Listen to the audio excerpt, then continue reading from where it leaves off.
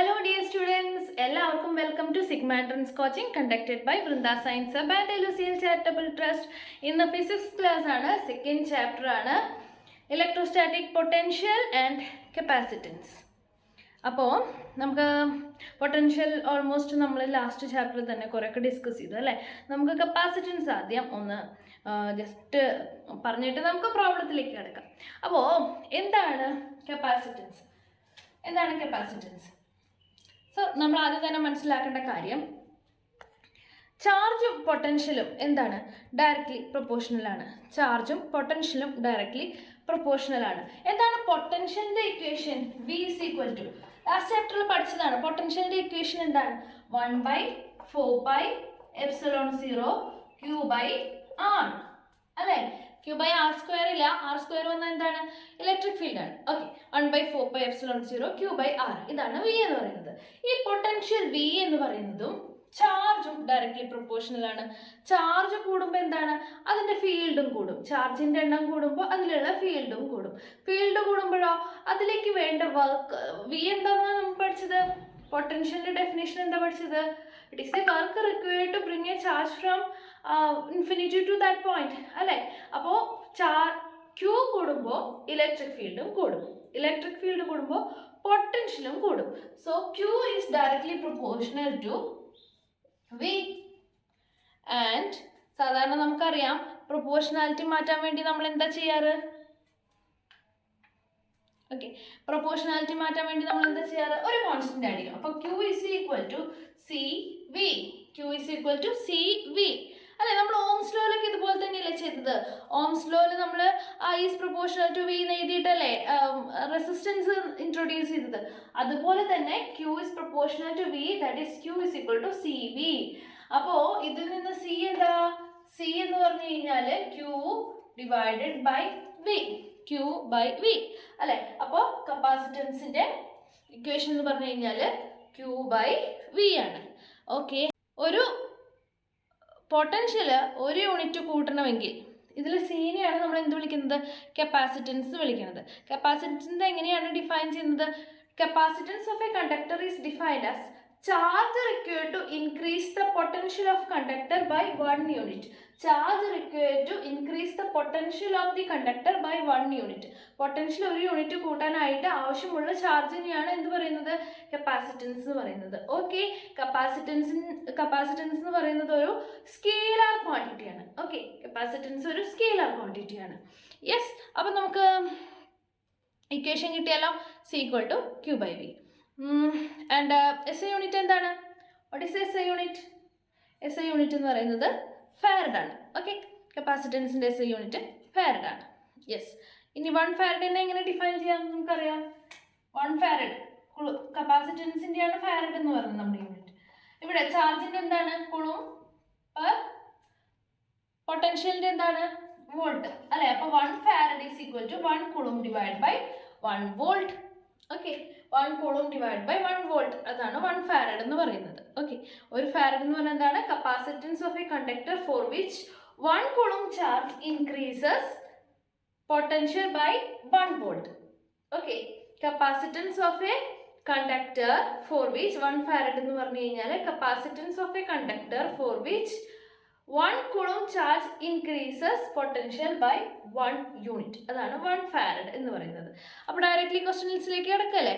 Yes, first question, find out the capacitance of earth. Find out the capacitance of earth. Radius തന്നിട്ടുണ്ട് 6400 kilometre ആണ് എർത്തിന്റെ radius. Options കണ്ടില്ലേ, ഒക്കെ micro ഫാരഡിലാണ് കൊടുത്തിരിക്കുന്നത്. Okay, അപ്പോൾ ഇതെങ്ങനെയാണ് നമുക്ക് ചെയ്യുന്നത്? എർത്തിന്റെ കപ്പാസിറ്റൻസ് കണ്ടുപിടിക്കാനാണ് പറഞ്ഞിരിക്കുന്നത് അല്ലേ. യെസ്, അപ്പോൾ നമുക്കറിയാം ഇക്വേഷൻ, സിയുടെ ഇക്വേഷൻ നമ്മളിപ്പോൾ പഠിച്ചു. എന്താ? C equal to Q/V. ഇതിൽ വിക്ക് നമുക്ക് സബ്സ്റ്റിറ്റ്യൂട്ട് ചെയ്യാം. വിയുടെ ഇക്വേഷൻ നമ്മൾ ആദ്യം എഴുതിയില്ലേ, 1/4πε0 Q/r. അപ്പോൾ വിക്ക് നമുക്ക് സബ്സ്റ്റിറ്റ്യൂട്ട് ചെയ്യാം. 1/4πε0 Q/r. ക്യൂവും കട്ട് ചെയ്ത് പോയി. പിന്നെ എന്താ വരിക? ഇത് ഡിവിഷന്റെ താഴെയാണ്. നമ്മൾ ഇന്നലത്തെ ക്ലാസ്സിൽ പറഞ്ഞ പോലെ ഇത് മുകളിലേക്ക് വരും. That is equal to 4πε0 r. 4 pi epsilon 0 r. Substitute ചെയ്യാലോ. ആറിനാണ് വാല്യൂ വേണ്ടത് എന്ന് നമുക്കറിയാം. 1/4 pi epsilon 0 എന്ന് പറഞ്ഞു കഴിഞ്ഞാൽ 9 × 10⁻⁹ ആണ്. നമുക്കിവിടെ മുകളിലാണ് 4 pi epsilon 0. അപ്പോൾ 1/9 × 10⁻⁹ എഴുതണം. മനസ്സിലായല്ലോ. 1/4 pi epsilon 0 എന്ന് പറയുമ്പോഴാണ് 9 × 10⁻⁹. ആ വാല്യൂ നമുക്കറിയാം 1/4 pi epsilon 0. പക്ഷെ ഇവിടെ 4 pi epsilon 0 ആണ്, 1/, ഇല്ല. അപ്പം നമ്മൾ വാല്യൂ എഴുതുമ്പോൾ എന്ത് എഴുതണം? 1/, ആക്കി എഴുതണം. അതായത് 1/9 × 10⁻⁹. ഈ ഭാഗം കഴിഞ്ഞു. ഇൻറ്റു ഇനി 6 ആണ്. 6 എത്ര തന്നിരിക്കുന്നത്? 6400. ഓക്കെ, 6400. 6400 കിലോമീറ്റർ ആണ് തന്നിരിക്കുന്നത്. അതിനെ എന്തിലേക്ക് ആക്കണം? മീറ്ററിലേക്ക് ആക്കണം. മീറ്ററിലാണല്ലോ നമ്മൾ പ്രോബ്ലംസ് ചെയ്യുന്നത്. അപ്പോൾ മീറ്ററിലേക്ക് ആക്കാൻ ഇൻറ്റു 1000. കിലോമീറ്ററിനെ മീറ്റർ ആക്കാൻ വേണ്ടിയിട്ട് ഇൻറ്റു 1000 എത്ര വരും? ചെയ്ത് നോക്കൂ. ഒന്ന് ചെയ്ത് നോക്കൂ കേട്ടോ. അപ്പം ഇത് എത്ര വരാമെന്നൊന്ന് ചെയ്ത് നോക്കൂ കേട്ടോ. എത്ര വരും ഏകദേശം?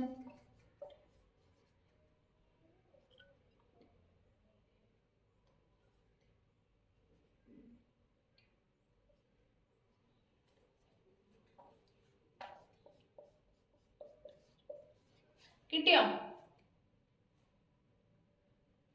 711 × 10⁻⁻6.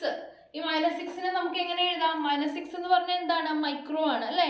-6 എന്ന് പറഞ്ഞാൽ മൈക്രോ അല്ലേ? അപ്പോൾ 711 മൈക്രോ കൂടും എന്ന് എഴുതാം.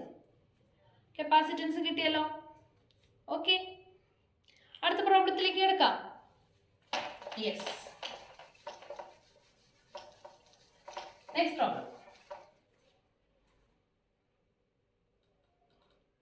അടുത്ത problem. If the capacity of a spherical conductor is 1 microfarad, 1 picofarad, then its diameter would be. Okay, if the capacity of the spherical conductor is 1 picofarad, then the diameter would be. Options ഉണ്ട്.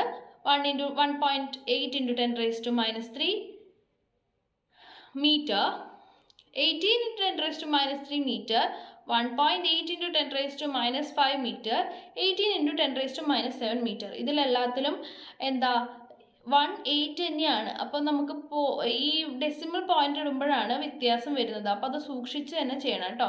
എങ്ങനെയാണ് ചെയ്യുന്നത്?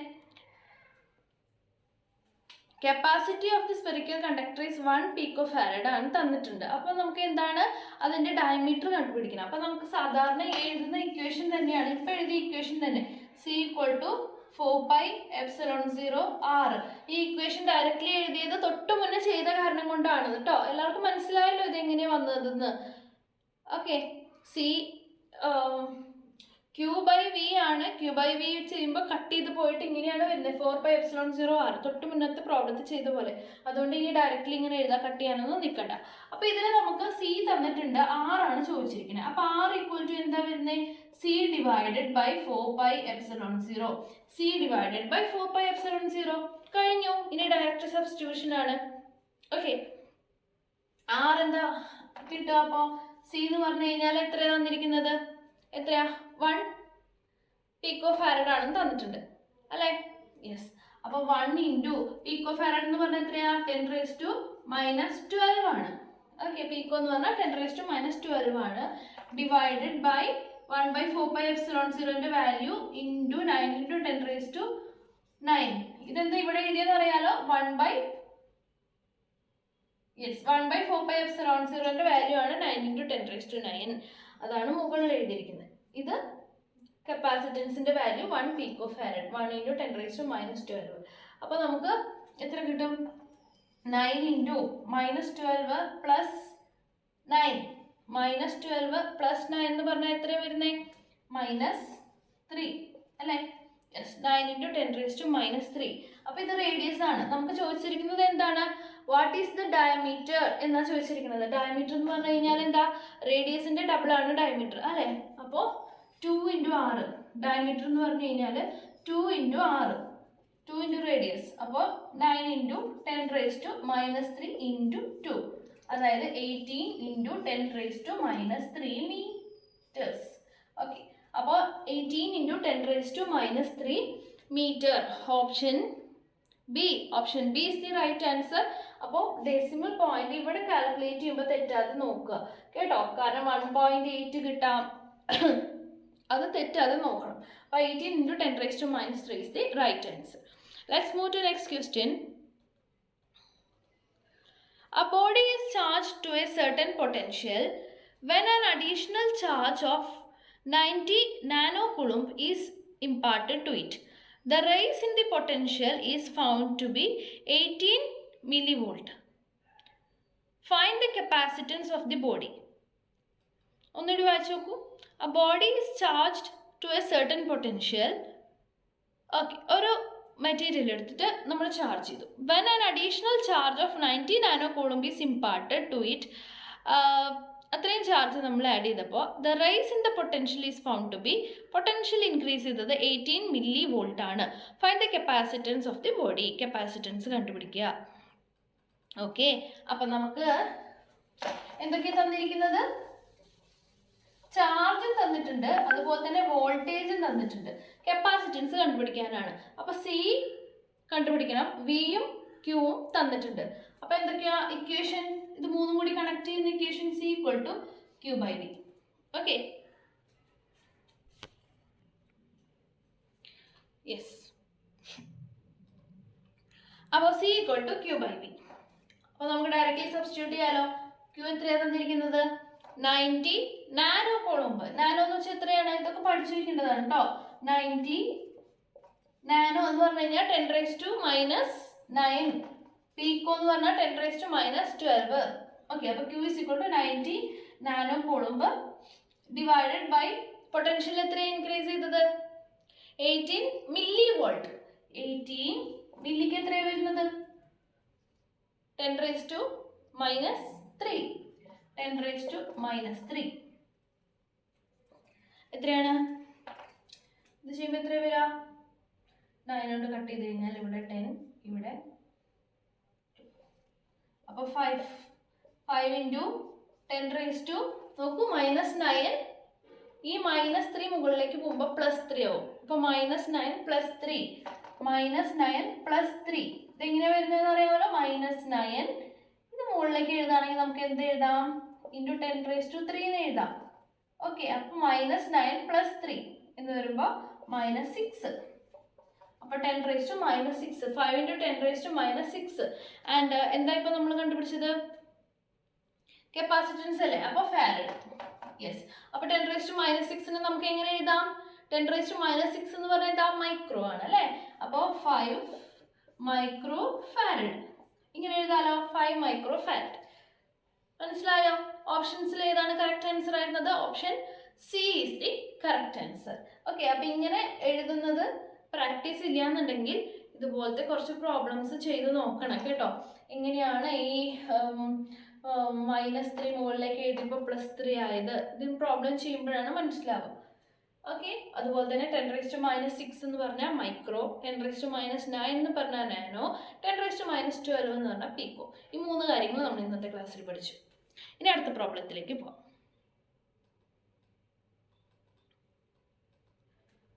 Okay, അടുത്ത problem ചെയ്യുന്നതിന് മുന്നേ capacitance എന്തിനെയൊക്കെ depend ചെയ്യും നോക്കാം. Capacitance എന്തിനെയൊക്കെ ഡിപ്പെൻഡ് ചെയ്യും? Shape and size of the conductor. ഷേപ്പിനെയും സൈസിനെയും ഡിപ്പെൻഡ് ചെയ്യും. ഓക്കെ, സൈസ് കൂടുതലാണെങ്കിൽ എന്തായിരിക്കും? കപ്പാസിറ്റൻസും കൂടുതലായിരിക്കും. സൈസ് കൂടുതലാണെങ്കിൽ കപ്പാസിറ്റൻസും കൂടുതലായിരിക്കും. അതുപോലെ തന്നെ മീഡിയം, തൊട്ട് മുന്നത്തെ ചാപ്റ്ററിലും പറഞ്ഞിട്ടുണ്ടായിരുന്നു അല്ലെ? മീഡിയത്തിനെ ഡിപ്പെൻഡ് ചെയ്യും. Surrounding medium capacitance increases with increase in the dielectric constant of the surrounding medium. Surrounding മീഡിയത്തിന്റെ ഡയലക്ട്രിക് കോൺസ്റ്റന്റ് ഹൈ ആണെന്നുണ്ടെങ്കിൽ കപ്പാസിറ്റൻസും ഹൈ ആയിരിക്കും. അതുപോലെ തന്നെ വേറെ കണ്ടക്ടർ അടുത്തുണ്ടെങ്കിൽ, നിയർ ബൈ ആയിട്ട് വേറെ കണ്ടക്ടർ ഉണ്ടെങ്കിൽ ആ കണ്ടക്ടറിന്റെ എഫക്റ്റും ഇവിടെ ഉണ്ടാവും. Okay, if A charged conductor is placed near an uncharged conductor, ഒരു ചാർജ് കണ്ടക്ടർ ചാർജ് ഇല്ലാത്തൊരു കണ്ടക്ടറിന്റെ അടുത്ത് കൊണ്ട് നിൽക്കുകയാണെങ്കിൽ the charge remains same but potential കുറയും അല്ലെ? പൊട്ടൻഷ്യലിൽ മാറ്റം വരും. ഇത്രയും ആലോചിച്ചാൽ മതി. ചാർജ് ചെയ്തൊരു കണ്ടക്ടർ ചാർജ് ചെയ്യാത്ത ഒരു കണ്ടക്ടറിന്റെ അടുത്ത് വെക്കുകയാണെങ്കിൽ ചാർജ് ചെയ്യാത്ത കണ്ടക്ടറിന്റെ പൊട്ടൻഷ്യൽ അതിന് ചേഞ്ച് വരും. ഓക്കെ, അതിന് പൊട്ടൻഷ്യൽ മാറിക്കഴിഞ്ഞാൽ കപ്പാസിറ്റൻസിന് മാറ്റം വരില്ലേ? ഓക്കെ, അപ്പോൾ 3 കാര്യങ്ങളാണ് കപ്പാസിറ്റൻസ് ഡിപ്പെൻഡ് ചെയ്യുന്നത്. ഒന്ന് shape and size of the conductor, പിന്നെ അതിൻ്റെ ഡൈലക്ട്രിക് മീഡിയം, ഏത് ഡൈലക്ട്രിക് മീഡിയമാണ് ചുറ്റുമുള്ളത്, പിന്നെ വേറെ എന്തെങ്കിലും ചാർജ്ഡ് ബോഡിയുടെ പ്രസൻസ്. ഈ 3 കാര്യങ്ങളാണ് കപ്പാസിറ്റൻസ് ഡിപ്പെൻഡ് ചെയ്യുന്നത്. ഓക്കെ, ഇനി അടുത്തത്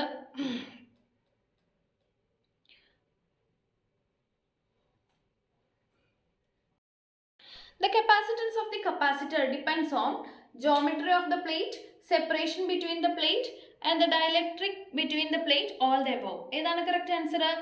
ജോമെട്രിനെ ഡിപ്പെൻഡ് ചെയ്യുന്ന നമ്മൾ നേരത്തെ പറഞ്ഞു. Separation between the plates, 2 parallel plate capacitor ആണെന്നുണ്ടെങ്കിൽ, പാരലൽ പ്ലേറ്റ് കപ്പാസിറ്ററിന്റെ കാര്യമാണ് ഇപ്പോൾ പറയുന്നത്. 2 പാരലൽ പ്ലേറ്റ് കപ്പാസിറ്ററിന്റെ ഡിസ്റ്റൻസ് മാറും തോറും, സെപ്പറേഷൻ മാറും തോറും കപ്പാസിറ്റൻസ് മാറും. ആൻഡ് ദ ഡൈലക്ട്രിക്, അതിൻ്റെ ഇടയ്ക്ക് ഏത് ഡൈലക്ട്രിക് ആണ് ഇൻസേർട്ട് ചെയ്തതെന്ന് അതും നമ്മൾ പറഞ്ഞു അല്ലേ. ഡൈലക്ട്രിക്കിനെ ഡിപ്പെൻഡ് ചെയ്യും. അപ്പോൾ എന്താണ് answer? All the above factors depends on the capacitance. Okay, 3 type capacitors ഉണ്ട്. പാരലൽ പ്ലേറ്റ് കപ്പാസിറ്റർ ഉണ്ട്, സ്പെറിക്കൽ കപ്പാസിറ്റർ ഉണ്ട്, സിലിണ്ടറിക്കൽ കപ്പാസിറ്റർ ഉണ്ട്. അത് ടെക്സ്റ്റിലുണ്ട്, ജസ്റ്റ് വായിച്ച് നോക്കുക കേട്ടോ. ആ കൺസെപ്റ്റൊക്കെ ജസ്റ്റ് ഒന്ന് വായിച്ച് നോക്കുക.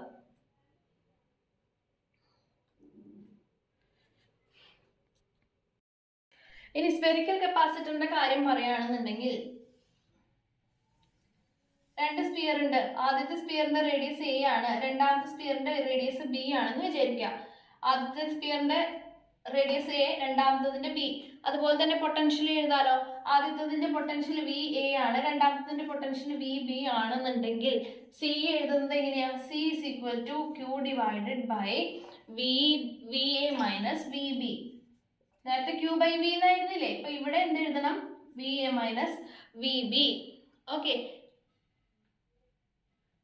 ഓക്കെ, ഇനി വി എക്ക് നമ്മൾ എന്താ സബ്സ്റ്റിറ്റ്യൂട്ട് ചെയ്യുക? വി എ എന്ന് പറഞ്ഞാൽ എന്താണ്? വി എ എന്ന് പറഞ്ഞു കഴിഞ്ഞാൽ 1/4πε0 Q by R square. Q by R എന്നുള്ളവർക്ക് എന്ത് വരും? എ വരും അല്ലേ? ഈ ഡിസ്റ്റൻസ് അല്ലേ. ഇനി വി ബി ആണെങ്കിലോ 1/4πε0 ക്യൂ ബൈ ബി എന്ന് വരും. ഓക്കെ, അതിവിടെ സബ്സ്റ്റിറ്റ്യൂട്ട് ചെയ്ത് നോക്കുക, തന്നെത്താൻ ചെയ്ത് നോക്കുക. ഓക്കെ, അവസാനം കിട്ടുന്ന ഇക്വേഷൻ എന്താ? അതിവിടെ എഴുതുമ്പോൾ ഇത്തിരി ലെങ്തി ആയിരിക്കും, അതുകൊണ്ടാണ് എഴുതാത്തത്. വി എ എന്നുള്ളവർക്ക് ഇത് എഴുതി നോക്കുക, വി ബി എന്നുള്ളവർക്ക് ഇത് എഴുതി നോക്കുക. ഓക്കെ, അവസാനം കിട്ടുന്ന equation 4πε0 A B divided by B minus A. A B divided by B minus A. Equation ഒന്ന് ഓർത്ത് നോക്കുക, ഓർത്ത് വെക്കുക കേട്ടോ, നോട്ട് ചെയ്ത് വെക്കുക. C is equal to 4πε0 A B divided by B minus A. എയും ബി എന്താണെന്നുള്ളതൊക്കെ ഓർത്ത് വെക്കുക.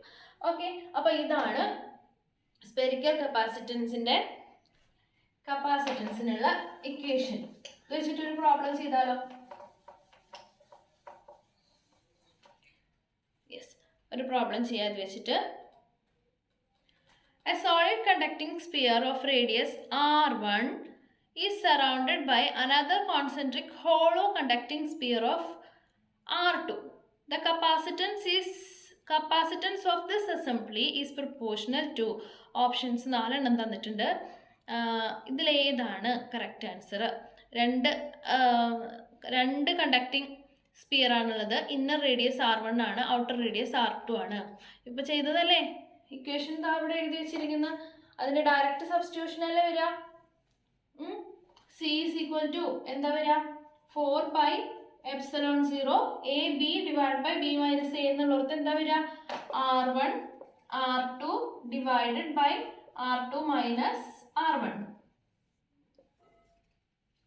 ഓക്കെ, ഇതേ ഇക്വേഷൻ എന്തിന് പ്രൊപ്പോർഷണൽ ആണ്? അപ്പോൾ which is proportional to എന്നാണ് ക്വസ്റ്റ്യൻ ചോദിച്ചിരിക്കുന്നത്. The capacitance of the assembly is proportional to. ഇതിൽ ഏതിനാ പ്രൊപ്പോർഷണൽ ആയിരിക്കുക? ഇതൊരു കോൺസ്റ്റന്റ് ആണ്. പിന്നെ proportional r1 r2 divide by r2 minus r1. Option D. വളരെ സിമ്പിൾ ആയിട്ടുള്ള ഒരു ക്വസ്റ്റ്യൻ ആയിരുന്നു അല്ലേ? കണ്ടപ്പോൾ പേടിച്ചു പോയി. Okay, r1 r2 divide by r2 minus r1 proportional ആണ്. ഇനി അടുത്ത question. Find out the capacitance of spherical capacitor of inner and outer radius 20 cm and 40 cm respectively when given a charge on the inner surface is 30 microcoulomb. ഇതും സിമ്പിളാണ്. Inner radius outer റേഡിയസും തന്നിട്ടുണ്ട്. അതുപോലെ തന്നെ given a charge on the inner surface 30 micro കൂളുംബാണ് തന്നിട്ടുണ്ട്. Options 4 കണ്ടല്ലോ, എല്ലാം 4.44 ആണ്. 10⁻² മാത്രമാണ് ഡിഫറെൻ്റ് ആയിട്ടുള്ളത്. അപ്പോൾ അവിടെയാണ് മിസ്റ്റേക്ക് വരാൻ ചാൻസ്. അത് വളരെ ശ്രദ്ധിച്ച് തന്നെ ചെയ്യാം. അപ്പോൾ ഇത് തന്നെയല്ലേ ഇക്വേഷൻ, ഇത് മാറ്റിയുണ്ടല്ലോ, ഇത് തന്നെയാണ് ഇക്വേഷൻ. ജസ്റ്റ് സബ്സ്റ്റിറ്റ്യൂട്ട് ചെയ്യുന്നത് മാറ്റിയാൽ മതി. 4πε0 എന്ന് പറഞ്ഞു കഴിഞ്ഞാൽ 1/4πε0 നേരത്തെ പറഞ്ഞ കാര്യം തന്നെയാണ്. 1/4πε0 എന്ന് പറയുമ്പോഴാണ് 9 × 10⁻9 വരുന്നത്. അപ്പോൾ ഇവിടെ വെറും 4πε0 ഉള്ളൂ. അപ്പോൾ എഴുതുമ്പോൾ നമ്മൾ 1/9 × 10⁻9 എഴുതണം. 1/9 × 10⁻9. ഈ ഭാഗം കഴിഞ്ഞു. R1 R2 divided by R2 minus R1. അത് സബ്സ്റ്റിറ്റ്യൂട്ട് ചെയ്യാം. എന്തൊക്കെയാണ് R1 R2? R1 plus R2. R1 എന്ന് പറഞ്ഞു കഴിഞ്ഞാൽ 20, എന്താ തന്നിരിക്കുന്ന യൂണിറ്റ്? സെൻറ്റിമീറ്റർ ആണ്. 20 സെൻറ്റിമീറ്റർ ആണ്. അപ്പോൾ ഇൻറ്റു 10⁻², മീറ്ററിലേക്ക് ആക്കണ്ടേ? R2 എന്ന് പറഞ്ഞു കഴിഞ്ഞാൽ 40 × 10⁻², മീറ്റേഴ്സ്. ഓക്കെ, അപ്പോൾ R1 R2 എന്ന് പറഞ്ഞു കഴിഞ്ഞാലോ 20 × 40. ഇത് രണ്ടും കൂടി ഞാൻ ഒരുമിച്ച് എഴുതാണ് 10⁻⁻4. ഇവിടെ കൺഫ്യൂഷൻ വരരുത് കേട്ടോ. 20 × 10⁻², × 40 × 10⁻². അതാണ് 20 × 40 × 10⁻4 എന്ന് ഒരുമിച്ച് എഴുതിയിരിക്കുകയാണ്. Divided by R2 minus R1. R2 എന്ന് പറഞ്ഞു കഴിഞ്ഞാൽ 40, അതും ഞാൻ പുറത്തേക്ക് എടുത്തിട്ട് എഴുതാണ്. × 10⁻² പുറത്തേക്ക് എഴുതാം. ഇങ്ങനെ എഴുതി കൺഫ്യൂഷൻ ആവുമെങ്കിൽ നിങ്ങൾ അല്ലാതെ തന്നെ എഴുതി നോക്കുക കേട്ടോ. R2 എന്ന് പറഞ്ഞു കഴിഞ്ഞാൽ 40 മൈനസ് 20. 40 × 10⁻², മൈനസ് 20 × 10⁻² ആണ്. കോമൺ ആയിട്ട് പുറത്തേക്ക് എടുത്തിട്ടാണ് പ്രോബ്ലം ചെയ്യാൻ എളുപ്പത്തിനാണ് ഇങ്ങനെ എഴുതിയിരിക്കുന്നത്. ഓക്കെ, അപ്പോൾ ഇത് ചെയ്യുമ്പോൾ എത്ര വരാം? 1/9 × 10⁻9. ഇത് എത്രയാ? 800 × 10⁻⁻4 ഡിവൈഡഡ് ബൈ 20 × 10⁻². ഇത് ചെയ്യാലോ.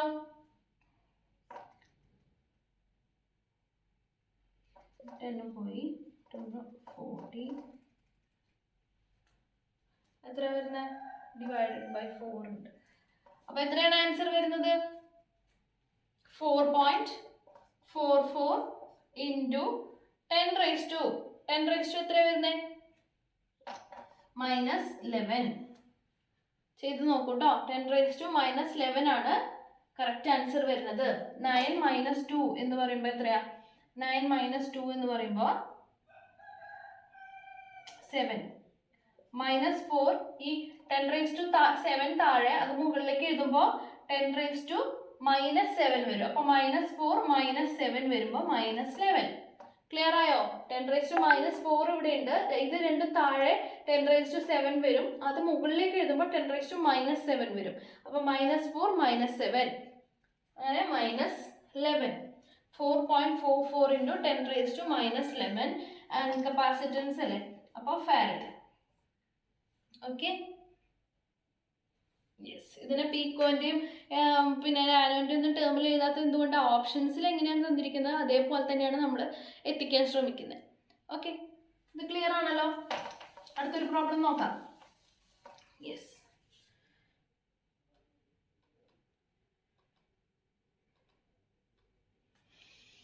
ഓക്കെ. അടുത്ത പ്രോബ്ലം പറയുന്നതിന് മുന്നേ നമുക്ക് സിലിണ്ടറിക്കൽ കപ്പാസിറ്റൻസിൻ്റെ, ഇതിപ്പോൾ എളുപ്പമല്ലേ, ഈ ഇക്വേഷൻ മാത്രമേ ഉള്ളൂ സ്ഫെറിക്കൽ കപ്പാസിറ്റൻസിൽ.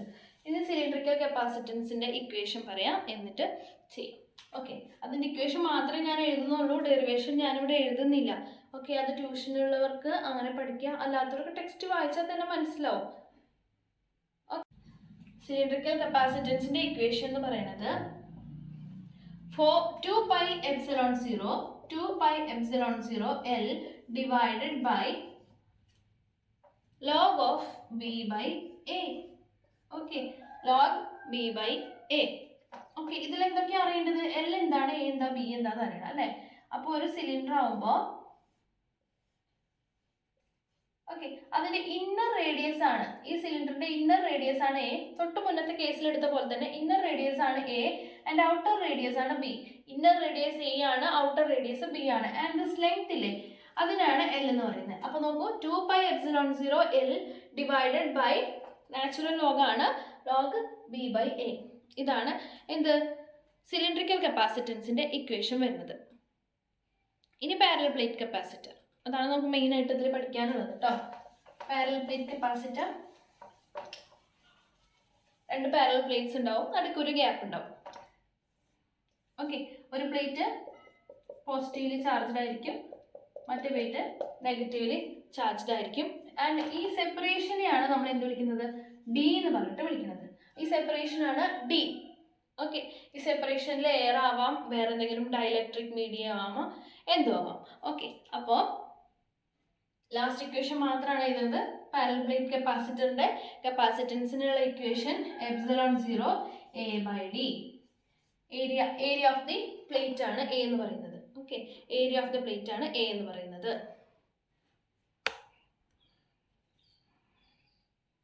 Okay, ε0 a/d. ഇത് വെച്ചിട്ട് പ്രോബ്ലംസ് ചെയ്താലോ? Yes,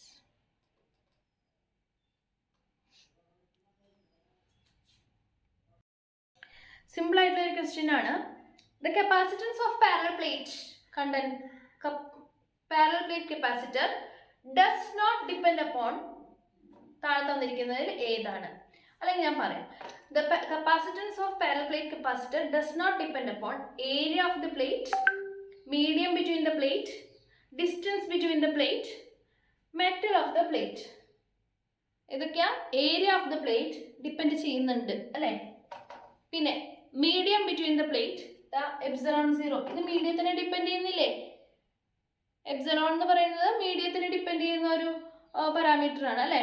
distance between the plate ഡീനെ ഡിപ്പെൻഡ് ചെയ്യും. ഡിപ്പെൻഡ് ചെയ്യാത്തത് ഏതാണെന്നാണ് ക്വസ്റ്റ്യൻ ചോദിച്ചിരിക്കുന്നത്. മെറ്റൽ ഓഫ് ദ പ്ലേറ്റ്സ്, അതാണ് കറക്റ്റ് ആൻസർ അല്ലേ. മെറ്റൽ ഓഫ് ദ പ്ലേറ്റിനെ ഡിപ്പെൻഡ് ചെയ്യില്ല. ഏത് മെറ്റലാണെന്നുള്ളതിനെ ഡിപ്പെൻഡ് ചെയ്യുക. ഏരിയ, അതുപോലെ തന്നെ ഈ 2 പ്ലേറ്റിൻ്റെ ഇടയ്ക്കുള്ള ഡിസ്റ്റൻസ്, പിന്നെ മീഡിയം ബിറ്റ്വീൻ ദ പ്ലേറ്റ്സ്. ഇനി അടുത്ത question, the capacity of A parallel plate conductor is C. Its capacity when the separation between the plates is halved. ഒരു പാരലൽ പ്ലേറ്റ് കപ്പാസിറ്ററിന്റെ കപ്പാസിറ്റൻസ് സി ആണ്. ഈ ഡിസ്റ്റൻസ് പകുതിയാക്കിയപ്പോൾ കപ്പാസിറ്റൻസ് എങ്ങനെ മാറും എന്നാണ് question. Okay, distance of separation പകുതിയാക്കി കഴിഞ്ഞാൽ കപ്പാസിറ്റൻസ് എങ്ങനെ മാറും? നോക്കൂ, എന്താ ഇക്വേഷൻ? C is equal to ε0 a/d. ഇതിലിപ്പോൾ ക്വസ്റ്റ്യനിൽ എന്താ പറഞ്ഞിരിക്കുന്നത്? ഈ separation, distance of separation half ആക്കാണ് ചെയ്യുന്നത്, കുറയാണ് ചെയ്യുന്നത്. അതായത് ഡി എന്നുള്ളത് എന്തായി മാറും? d/2 ആവും. d/2 എന്ന് പറയുമ്പോൾ ഈ 2 എവിടെ പോവാ? മുകളിലേക്ക് പോകും അല്ലേ. അപ്പോൾ ഇൻറ്റു 2 വരും. അപ്പോൾ ε0 a/d ഇതല്ലേ സി എന്ന് പറയുന്നത്. അപ്പോൾ സി ഇൻറ്റു 2, അപ്പോൾ 2c. അപ്പോൾ എന്താവും? കപ്പാസിറ്റൻസ് ഡബിൾ ആവും. ഓക്കെ, അപ്പോൾ ഡിസ്റ്റൻസ് ഓഫ് സെപ്പറേഷൻ പകുതി ആയി കഴിഞ്ഞാൽ കപ്പാസിറ്റൻസ് ഇരട്ടിയാവും. ക്ലിയർ ആയാലും ആ ഇക്വേഷനിൽ ജസ്റ്റ് സബ്സ്റ്റിറ്റ്യൂട്ട് ചെയ്ത് കൊടുത്താൽ മതി. അടുത്ത question, what is the area of the plate of a 3F parallel plate capacitor, 3 farad parallel plate capacitor if the separation between the plate is 5 millimeter? വളരെ സിമ്പിൾ അല്ലേ? എല്ലാവരും പ്രോബ്ലത്തിന്റെ ആൻസർ ഇപ്പൊ തന്നെ ചാറ്റ് ബോക്സിൽ ഇടും, ഇപ്പൊ തന്നെ ചെയ്തിടും കേട്ടോ. എന്താ കപ്പാസിറ്റൻസ് തന്നിട്ടുണ്ട് 3 ഫാരഡ്. പിന്നെ എന്താ തന്നിരിക്കുന്നത്? സെപ്പറേഷൻ ബിറ്റ്വീൻ ദ പ്ലേറ്റ് തന്നിട്ടുണ്ട്, ഡി അല്ലേ. Separation between the plate 5 millimeter. Millimetre metre ആക്കുമ്പോൾ എത്ര വരിക? 5 × 10⁻³ മീറ്റർ. എന്താ ചോദിച്ചിരിക്കണേ? ഏരിയ ആണ് ചോദിച്ചിരിക്കണത്. അപ്പൊ ഇതിൽ നമുക്ക് അറിയണം, ഒരു കാര്യത്തിന്റെ വാല്യൂ അറിയണം. എന്താ? ε0ന്റെ വാല്യൂ അറിയണം. അത് നിങ്ങൾക്ക് അറിയാലോ, ഫസ്റ്റ് ചാപ്റ്ററിൽ തന്നെ പഠിച്ചിട്ടുള്ളതല്ലേ. അപ്പൊ C is equal to ε0 a/d. നമുക്ക് വേണ്ടത് എ ആണ്. എയുടെ ഇക്വേഷൻ എന്താ വരിക? C D by ε0. സി എന്ന് പറഞ്ഞാൽ 3 ഇൻറ്റു ഡി എന്ന് പറഞ്ഞാൽ 5 × 10⁻³ ഡിവൈഡ് ബൈ ε0 എന്ന് പറഞ്ഞാൽ എത്രയാ? 8.85 × 10⁻12. എന്താ ചെയ്യുമ്പോൾ എത്ര കിട്ടുന്ന ആൻസർ? 1.69 × 10⁻⁹ 9 അല്ലേ? ഇവിടെ -3 ഇത് മുകളിലേക്ക് പോകുമ്പോൾ +12. -3 +12 എന്ന് പറയുമ്പോൾ 9. 1.69 × 10⁻⁹ ആൻഡ് ഏരിയ അല്ലേ? അപ്പോൾ മീറ്റർ സ്ക്വയർ. ഓക്കെ, ഓപ്ഷൻ ഏത് ഓപ്ഷനാണ് കറക്റ്റ് ആയിരുന്നത്? ഓപ്ഷൻ എ ആണ് റൈറ്റ് ആൻസർ. അടുത്ത പ്രോബ്ലം നോക്കാം.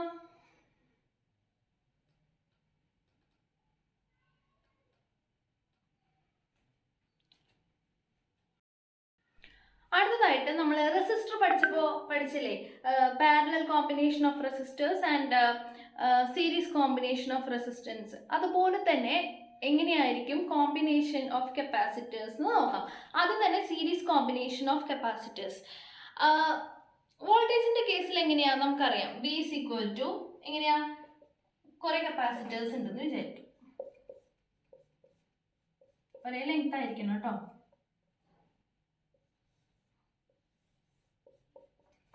ഓക്കെ, വോൾട്ടേജ് V, ഇത് capacitor C1, C2, C3 and C4.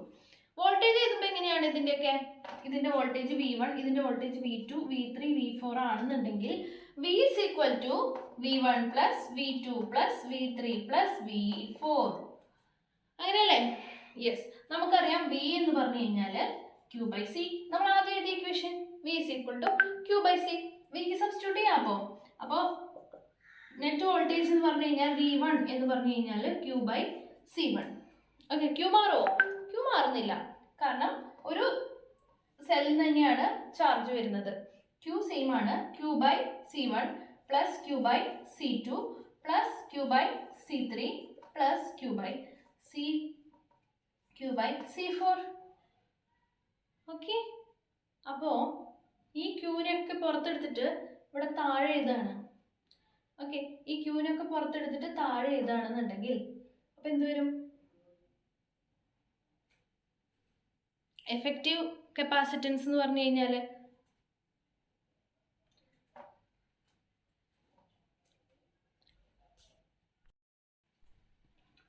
അപ്പോൾ ഇതെന്ന് പറഞ്ഞാൽ എന്താ? V എന്ന് പറഞ്ഞു കഴിഞ്ഞാൽ Q/C. അപ്പോൾ Q/C എഫക്റ്റീവ് എന്ന് എഴുതാം. ഓക്കെ, ഈ വിനെ നമ്മൾ എന്ത് എഴുതാണ്? V എന്ന് പറഞ്ഞാൽ Q/C ആണെന്നറിയാം. ഓക്കെ, അപ്പോൾ ഇവിടെ എഫക്റ്റീവ് വോൾട്ടേജ് ആണ് നമ്മളിപ്പോൾ മാറ്റി എഴുതുന്നത് Q/C എഫക്റ്റീവ്. ഇതിനെയാണ് ഈ V1, V2, V3 നമ്മൾ മാറ്റി എഴുതുന്നു Q/C1 പ്ലസ് Q/C2 പ്ലസ് അങ്ങനെ. ഈ Q എല്ലാം കൂടി കട്ട് ചെയ്ത് പോവില്ലേ? ബാക്കി എന്താണത്? 1/C effective equal to 1/C1 plus 1/C2 plus extra. ഒന്ന് ആലോചിച്ച് നോക്കൂ. സീരീസ് കണക്ഷൻ്റെ റെസിസ്റ്റേഴ്സ് സീരീസ് കണക്ഷൻ ആയിരുന്നപ്പോൾ എങ്ങനെയാണോ അതിൻ്റെ നേരെ തിരിച്ച് റെസിസ്റ്റേഴ്സ് സീരീസ് ആയിട്ട് കണക്ട് ചെയ്ത് കഴിഞ്ഞാൽ എഫക്റ്റീവ് റെസിസ്റ്റൻസ് കണ്ടുപിടിക്കാൻ നമ്മൾ എന്താ ചെയ്തത്? 1/R അങ്ങനെയാണോ? അല്ല, R = R1 plus R2 plus R3 extra അങ്ങനെയായിരുന്നില്ലേ? പക്ഷേ കപ്പാസിറ്റൻസിൻ്റെ കേസ് വരുമ്പോൾ 1/C = 1/C1 പ്ലസ് 1/C2 അങ്ങനെയാണ്. അപ്പോൾ ഇനി പാരലൽ കോമ്പിനേഷൻ വരുമ്പോൾ എങ്ങനെയായിരിക്കും? റെസിസ്റ്ററിൻ്റെ പാരലൽ കോമ്പിനേഷൻ എഫക്റ്റീവ് റെസിസ്റ്റൻസ് കണ്ടുപിടിക്കാൻ എന്താ ഉണ്ടായേ? 1/R = 1/R1 പ്ലസ് 1/R2 ഓർക്കുന്നില്ലേ? പക്ഷേ അതിൻ്റെ നേരെ ഓപ്പോസിറ്റ് ആണെന്നുള്ളത് പഠിച്ചു വയ്ക്കുക. കപ്പാസിറ്റർ പാരലലി കണക്ട് ചെയ്ത് കഴിഞ്ഞാൽ എന്താണ് എഫക്റ്റീവ് കപ്പാസിറ്റൻസ് വരുന്നത്? C is equal to C1 plus C2 plus C3 plus C4. Okay, clear ആയോ? പ്രോബ്ലത്തിലേക്ക് കിടക്കാം. Yes, 3 capacitance of capacity 10 microfarad, 5 microfarad and 5 microfarad are connected in parallel. The total capacitance will be. Okay, 3 capacitance ആണ് ഉണ്ടായിരുന്നത്. അതെങ്ങനെയാണ് connect ചെയ്തിരിക്കുന്നത്? Parallel ആയിട്ട് connect ചെയ്തിരിക്കുകയാണ്. Parallel ആയിട്ടല്ലേ? Yes. ഏതൊക്കെയാണ് കപ്പാസിറ്റൻസിന്റെ values? 10 microfarad, 5 microfarad and again 5 microfarad. ഇത് മൂന്നും കൂടിയിട്ട് പാരലൽ ആയിട്ടാണ് കണക്ട് ചെയ്തിരിക്കുന്നത്. അപ്പോൾ ടോട്ടൽ കപ്പാസിറ്റി എത്രയാണെന്നാണ് ചോദിച്ചിരിക്കുന്നത്. സിമ്പിൾ അല്ലേ? പാരലൽ ആയിട്ട് കണക്ട് ചെയ്ത് കഴിഞ്ഞാൽ ടോട്ടൽ എഫക്റ്റീവ് കപ്പാസിറ്റൻസിന്റെ ഇക്വേഷൻ എന്താ? പാരലൽ ആണെന്നുണ്ടെങ്കിൽ റെസിസ്റ്റൻസിന്റെ നേരെ തിരിച്ച്, അതായത് C1 plus C2 plus C3 ഇതല്ലേ? ഡയറക്റ്റ് അങ്ങോട്ട് അപ്ലൈ ചെയ്താൽ മതി. 10 പ്ലസ് 5 പ്ലസ് 5 എത്ര? 20 microfarad. Okay, 20 microfarad. Micro convert ചെയ്യൊന്നും വേണ്ട. ആൻസറിൽ ഓപ്ഷൻസ് തന്നിരിക്കുന്നത് എല്ലാതും micro, in terms of micro തന്നെയാണ്. 10 microfarad, 5 microfarad, 20 microfarad, none of the above. അപ്പോൾ ഏതാണ് കറക്റ്റ് ആൻസർ? 20 microfarad. അടുത്ത ക്വസ്റ്റ്യൻ നോക്കിയാലോ. അടുത്ത problem, 3 capacitors each of capacitance 2 farad are put in series. The resultant capacitance is 2 farad capacitance ഉള്ള 3 കപ്പാസിറ്ററുകൾ എങ്ങനെ connect ചെയ്തു? സീരീസ് ആയിട്ട് കണക്ട് ചെയ്തു. അപ്പോൾ എന്തായിരിക്കും റിസൾട്ടന്റ് കപ്പാസിറ്റൻസ് എന്നാണ് ചോദിച്ചിരിക്കുന്നത്. 2 farad കപ്പാസിറ്റൻസ് ഉള്ള 3 കപ്പാസിറ്റേഴ്സ് സീരീസിൽ കണക്ട് ചെയ്തു. ഓക്കെ, സീരീസിൽ കണക്ട് ചെയ്തു. C1, C2, C3 എല്ലാതും 2 farad ആണ്. എന്താണ് റിസൾട്ടന്റ് കപ്പാസിറ്റൻസ് എന്നാണ് ചോദിച്ചിരിക്കുന്നത്.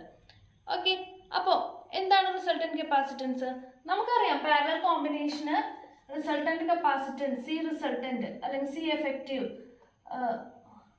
റിസൾട്ടന്റ് എന്ന് പറഞ്ഞാൽ എന്താ? 1 സീരീസ് ആണ്.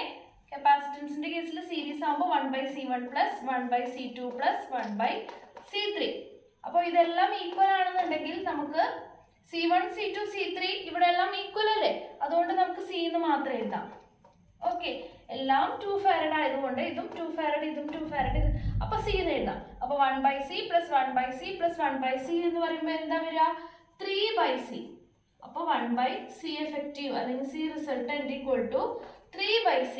അപ്പോൾ 3 ഡിവൈഡഡ് ബൈ 2 അല്ലേ, 3/2. അത് 1/R ആണ്. അപ്പോൾ C 1/C ആണ്. അപ്പോൾ C റിസൾട്ടന്റ് കപ്പാസിറ്റൻസ് എന്ന് പറഞ്ഞു കഴിഞ്ഞാൽ 2/3.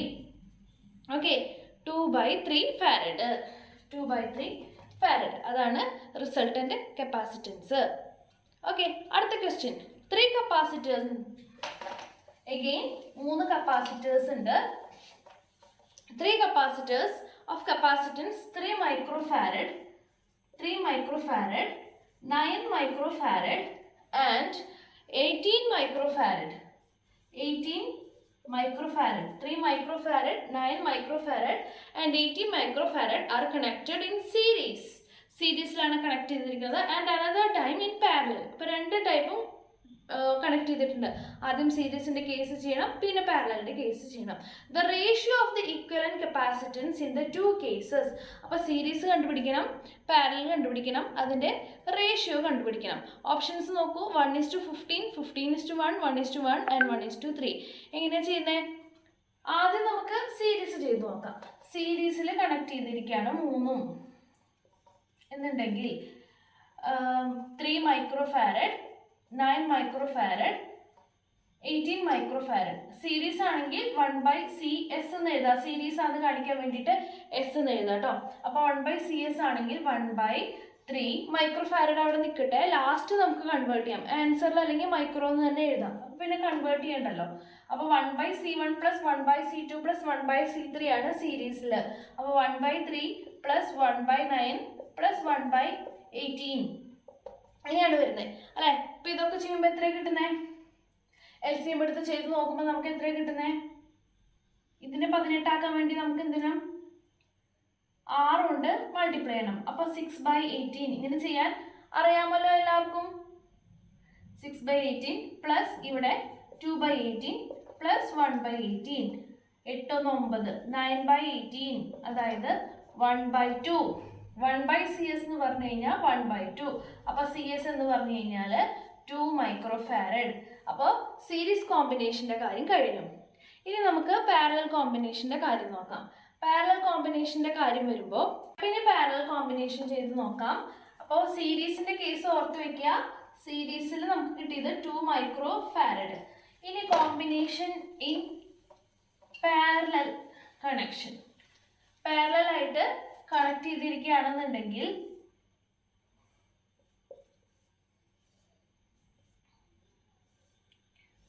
പാരലൽ കോമ്പിനേഷൻ ആണെന്നുണ്ടെങ്കിൽ ഇതുപോലെ തന്നെ 3 microfarad, 9 microfarad ആൻഡ് 18 microfarad അപ്പോൾ നമുക്ക് എന്താണ് ഇക്വേഷൻ എന്താണ്?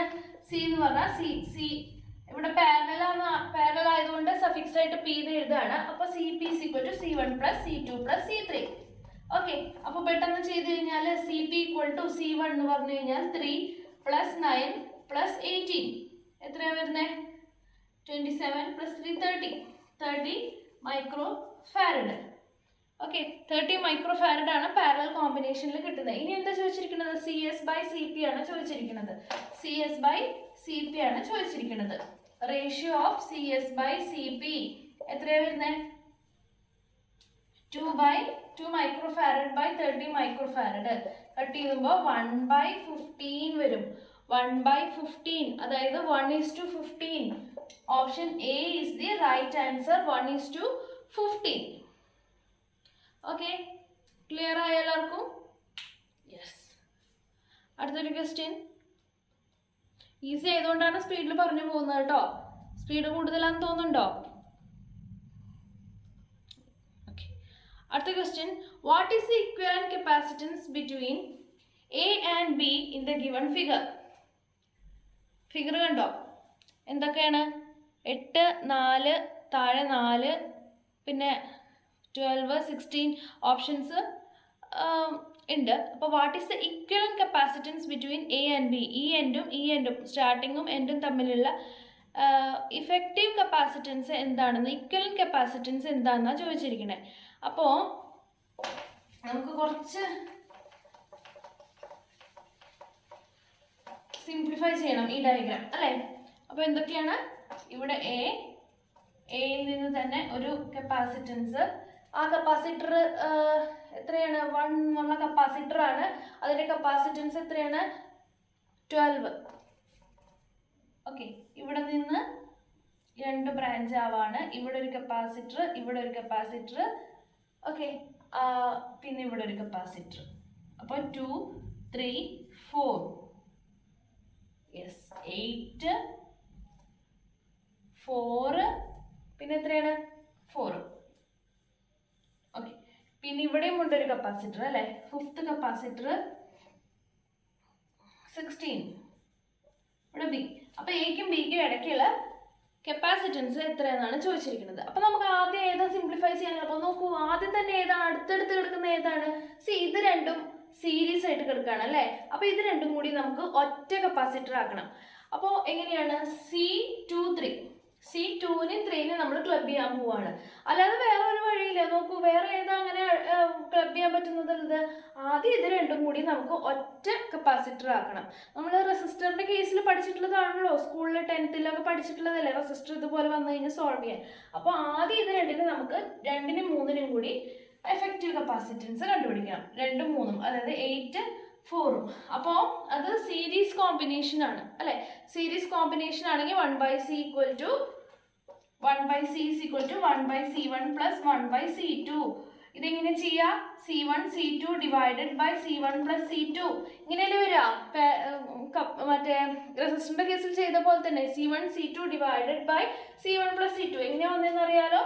1/C1 പ്ലസ് 1/C2 എന്ന് പറഞ്ഞു കഴിഞ്ഞാൽ C2 plus C1 by C1 C2 വരും. അത് 1/C. പിന്നെ അതിനെ തിരിച്ചിടണം. അപ്പോൾ C1 C2 divide by C1 plus C2. അത് ആദ്യം ഇവിടെ ചെയ്തിട്ട് നമുക്കൊന്ന് ശരിയാക്കി എഴുതാം. അപ്പോൾ C1 C2 എന്ന് പറഞ്ഞാൽ 8 × 4 ഡിവൈഡഡ് ബൈ 8 പ്ലസ് 4. അപ്പോൾ 32 ഡിവൈഡഡ് ബൈ 12.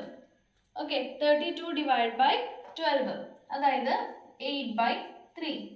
അപ്പോൾ ഇത് രണ്ടും കൂടിയിട്ട് നമ്മൾ എങ്ങനെ എഴുതി? 8/3 എന്നുള്ള കപ്പാസിറ്റൻസ് ആക്കിയിട്ട് മാറ്റി. അപ്പോൾ ഇവിടെ എന്തായി? 8/3 ആയി. ഓക്കെ, അടുത്ത സ്റ്റെപ്പ് എന്താ? ഇനി ഇതും കൂടിയിട്ട് നോക്കിയേ. ഇതും കൂടിയിട്ട് പാരലൽ ആയിട്ടല്ലേ കിടക്കണേ? ഇത് രണ്ടും കൂടി നമുക്ക് എഫക്റ്റീവ് കപ്പാസിറ്റൻസ് കണ്ടുപിടിച്ചൂടെ? ഇതും പാരലൽ ആയിട്ടാണ് കിടക്കുന്നത്. അതായത് C23 പിന്നെ 4. C234 നമ്മൾ കമ്പൈൻ ചെയ്യാണ്. 2, 3, 4.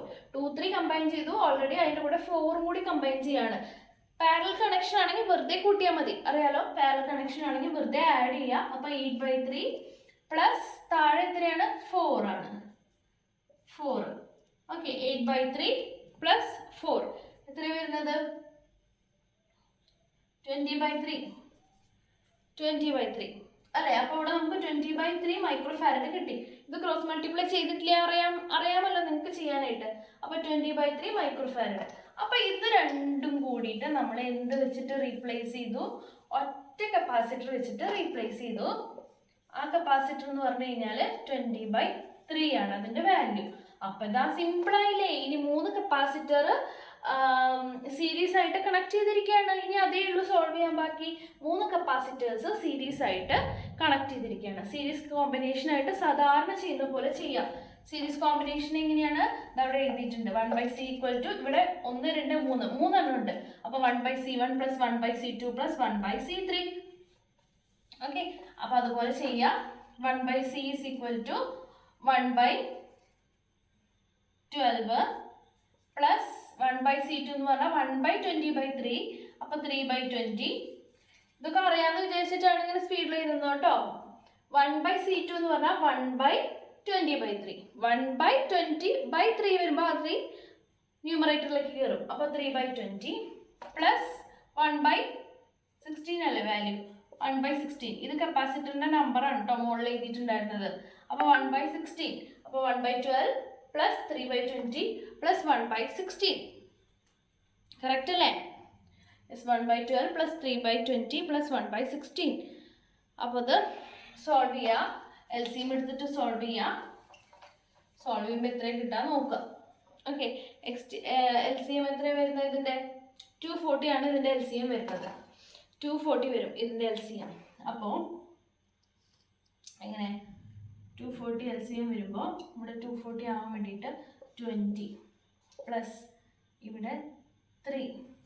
240 എന്ന് പറയുമ്പോൾ എത്രയാണ് വരുന്നത്? × 12.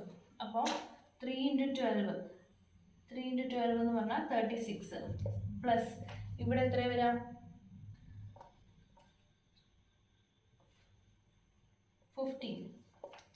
All divided by 240. Okay, 20 plus 36 plus 15 plus 240. എത്ര വരുന്നത്? 35 plus 36. 71 by 240. 71/240. അതാണ് 1/c ആണ് നമ്മൾ കണ്ടുപിടിച്ചത് അല്ലേ? അപ്പോൾ c എന്ന് പറഞ്ഞാൽ എന്തായിരിക്കും? c എന്ന് പറഞ്ഞാൽ 240 divided by 71. 240 divided by 71. അങ്ങനെ ഒരു ഓപ്ഷൻ കണ്ടിട്ടുണ്ടായിരുന്നില്ലേ? എത്രയാണ്? ഓപ്ഷൻ ഡി ആയിരുന്നു right answer. Okay, option D ആണ് കറക്റ്റ് ആൻസർ. ഓക്കെ, നമുക്കപ്പോൾ ഇന്നത്തെ ക്ലാസ് ഇവിടെ വൈൻഡ് അപ്പ് ചെയ്യാം. ചെയ്ത പ്രോബ്ലംസ് എല്ലാതും തന്നെ സിമ്പിളായിരുന്നു. ഇനി ഇതിൽ എന്തെങ്കിലും ഡൗട്ട് ഉണ്ടെങ്കിൽ നമ്മുടെ ഗൂഗിൾ മീറ്റ് സെഷനിൽ ചോദിക്കാം. നമുക്ക് ഡൗട്ട് അപ്പം തന്നെ ക്ലിയർ ചെയ്ത് പോവാം. ഓക്കെ, അപ്പോൾ ഇന്നത്തെ ക്ലാസ് വൈൻഡ് അപ്പ് ചെയ്യാണ്. എല്ലാവർക്കും ഗുഡ് നൈറ്റ്.